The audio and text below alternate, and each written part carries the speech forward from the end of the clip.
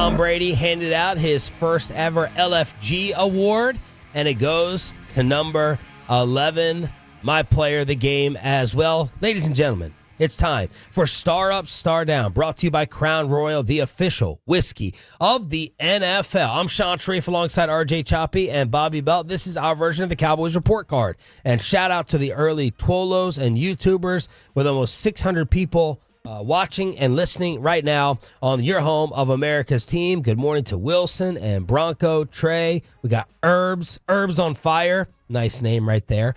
Mark, Aaron, Kamikaze, Leadfoot, and a host of others. 877-881-1053 in order to hit us up on the Franklin Franco Injury Attorney text line. And I'm going to start with my big fat star up for Micah. I was all ready after the noon games to come in here and go, RJ, did you watch TJ Watt? Did you see how a couple of his game-changing plays were even wiped out by penalty? And then Micah Parsons stopped me from doing that because he was an absolute game wrecker. Deshaun Watson, while on the massage table, not even enjoying it last night because of visions of number 11. He had 2 early false starts that he calls on the Cleveland offensive line, then a sack. They put in a new right tackle, and the Browns start throwing screens on third down. A 3rd and 10 screen. There was another 3rd and 4th screen. I think it was Shannon Sharp saying they're paying Deshaun Watson $230 million guaranteed to run the football as well on third downs. And in my opinion, that was all because of Parsons. He's the one who tipped the football that led to the Kendricks interception. Kendricks, by the way, a weekly guest on the G-Bag Nation. Micah Parsons had 9 pressures yesterday, the most of any player in week 1, and they kept flashing, Choppy. Bobby was at the game. Well, but they kept flashing where Micah is lining up. And I was happy to see I saw a big fat 0 next to the linebacker part of the graphic. Only one time I noticed him line up on third and then rush back into coverage to try to throw off Stefanski's offense. Micah Parsons, I thought, owned that football game. He gets the number 1 star up. He was fantastic. Look, he is the favorite for Defensive Player of the Year. Now, I don't know how they determine that because every year, it could be about 5 guys every year. The same 5 guys could win this thing every single year. And it's almost as it's his turn now. TJ's got one and Bosa's got one. And you know what? Now it's Micah's turn for Defensive Player of the Year. But he was tremendous. And, that kind of plays into one of my star-ups, which is a general.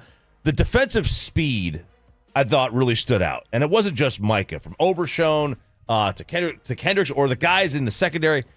Either Deshaun Watson, again, forgot what an open man looks like, or the secondary completely blanketed every single Browns receiver here because either the defensive speed really kind of popped on the screen. And that leads us to an audio highlight clip of the position group that Bobby wanted to highlight. 17-3 Dallas. There's a delayed blitz tipped up in the air. Intercepted on the deflection by Parsons. The interception was grabbed by Eric Kendricks, playing volleyball with Parsons, and the Cowboys have their first takeaway of the year. And someone on social media said, who says the Cowboys don't add in the offseason? They went and got Mike Zimmer, Minnesota Viking, Eric Kendricks, who Bobby finished 2nd on the team in tackles with 9. And my favorite player on defense and friend of the show from training camp led the way with 11 tackles, and DeMarvion Overshown, and you saw a different linebacker group. Yeah, and I mean Overshown and Kendricks, this is why they were so excited about Overshown last year before he got hurt, and why there was kind of this building buzz of, oh my gosh, we might have something special here. Just the way that he sees the game. It's such a wild flip from what you saw from the linebacker crew last year. That's why, all due respect, Marquise Bell, thanks for playing your ass off in the linebacker room, but that's why you always had to put the caveat in there of for what he's being asked to do, it's good, because the reality is it was not the level that you needed at linebacker. Damone Clark has not been at the level that you needed at linebacker the last couple of years, and you see what good instincts and really good closing speed and the ability to diagnose what's ahead of you and react to it in real time, how valuable that is. And that's what both Kendricks and Overshown do. Kendricks still sees the game really well, still reacts to things really well. Overshown has that, and he's still got the speed of somebody who's 23. And for coming off an ACL, he looked incredible. Kendricks had a sack in addition to the interception. Overshown, I wrote down in my star up, a 4th and 6 stop in the third quarter at midfield, and I wrote down what the internet took viral, 4th down closing speed. He covered, according to Real Analytics, over on the right side of the field, he covered over 14 yards in 2.8 seconds. That's a closing speed of 5 yards a second, and that is an awareness of, like, Deshaun Watson, are you a rookie? Like, it's 4th down, bro. It's 4th and 6. You have to at least throw the ball up. Watson just ate it and took the turf, courtesy of Overshown and the lightning speed. I have no frame of reference on 2.8 seconds or 14 yards. I have no. I'm just going to guess it's fast. I know. Like, I've never, because we've never seen. 14 yards. This 14-yard shuttle is amazing. Well, here's a good example. So Micah is ridiculously fast for his size. Like I mean, he's ridiculously fast in general, but especially for his size. Micah ran a 4.3640 coming out. Overshown was 0.2 of a second slower. Here in a 4.56. It doesn't look that different though when they're in that closing speed. The reason is because their 10-yard split, how fast they run the first 10 yards of that 40, it's identical. They're both 1.59. And so Overshown, like, you've got that long speed with Micah, but in that little 10-yard area, that short area, Overshown is so quick. Let's see if the speed sounded like an explosion when he tracked down Watson here on the fan. Big play here now, 4th and 6. Browns at the 49. Watson in the gun. They bring another back into the formation to block. Back to throw, rolling right. Somebody better get out there in the flat. Boom! Somebody got out there in the flat. Yep. Overshown. Blown out of a cannon. Came and dropped Watson for a 3-yard loss. Bobby, over to you. Star up, star down. Brought to you by Crown Royal. Yeah, the guy that I want to give a star up to, because I think that early on I was concerned, and it could have been really easy for things to go sideways for him, is Kalen Carson.